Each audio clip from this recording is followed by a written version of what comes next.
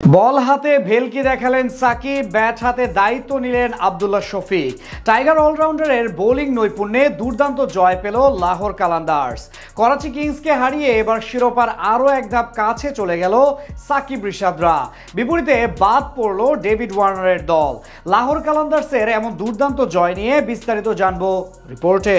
সাকিব এলেন, দুই ব্যাটারকে কিছুটা পরখ করে নিলেন, এরপর শেষ বলে উইকেট নিয়ে নিলেন। এমন একটা কামব্যাকই তো তার কাছ থেকে সবাই আশা করেছে। করাচি কিংসের বিপক্ষে আজ বাঁচা মরার লড়াইয়ে টস হেরে আগে বল করতে নামে তার দল লাহোর কালান্দার। সাকিব জায়গা পেলেও একাদশের সুযোগ পাননি বাকি দুই টাইগার ক্রিকেটার মেহেদী হাসান মিরাজ ও রিশাদ হোসেন। এদিকে করাচির হয়ে ওপেন করতে নেমে শুরুটা দারুণ করেন দুই ওপেনার ডেভিড ওয়ার্নার এবং টিম সাইফার। দুজন মিলে বেশ দ্রুত গতিতে রান তুলতে থাকেন লাহোরের বোলারদের বিপক্ষে। চতুর্থ ওভারে দলের হয়ে প্রথম সাফল্য এনে দেন ক্যাপ্টেন শাহিন শাহ আফ্রিদি। তার বলে ডিপ স্কোয়ার লেগে থাকা আসিফ আলীর হাতে ক্যাচ দেন টিম সাইফার। তার কাছ থেকে আসে 8 বলে 16 রান। এরপর জেমস বিন্স ও ডেভিড ওয়ার্নার মিলে বেশ দেখে শুনে খেলতে থাকেন। পাওয়ার প্লে শেষে তাদের সংগ্রহ দাঁড়ায় 1 উইকেটে 70 রান। ইনিংসের সপ্তম ওভারে প্রথম বল করতে আসেন সাকিব আল হাসান। প্রথম বলে ডট দেওয়ার পর টানা 4টি সিঙ্গেল দেন তিনি। এরপর ষষ্ঠ ডেলিভারিতে সাজ করে ফেরান জেমস বিন্সকে। তার হাফ বলি বলে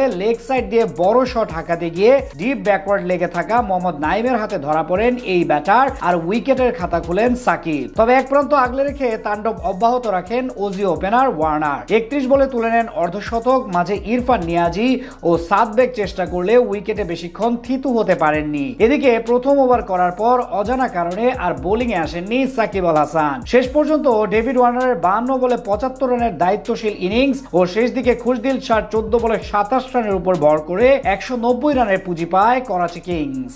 জবাব দিতে নেমে নিজের স্বভাবসুলভ অ্যাপ্রোচে ব্যাট করতে থাকেন বামহাতি ওপেনার ফকর জামান। তবে এদিন আস্থার প্রতিদান দিতে পারেননি মোহাম্মদ নাইম। 2 বাউন্ডারি মেরে ভালো শুরু পেলেও 14 রানের বেশি করতে পারেননি তিনি। 3 নম্বরে নামা আব্দুল্লাহ শফিককে সাথে নিয়ে একাই তাণ্ডব চালাতে থাকেন ফকর জামান। পাওয়ার প্লে শেষে 60 রান তুলে লাহোর। ইনিংসের অষ্টম ওভারে ফাওয়াদ আলীর শিকার বনে 28 বলে 47 রান করে সাজ করে ফিরেন ফকর। এরপর তাদের হাল ধরেন আব্দুল্লাহ শফিক এবং কুশাল পেরেরা।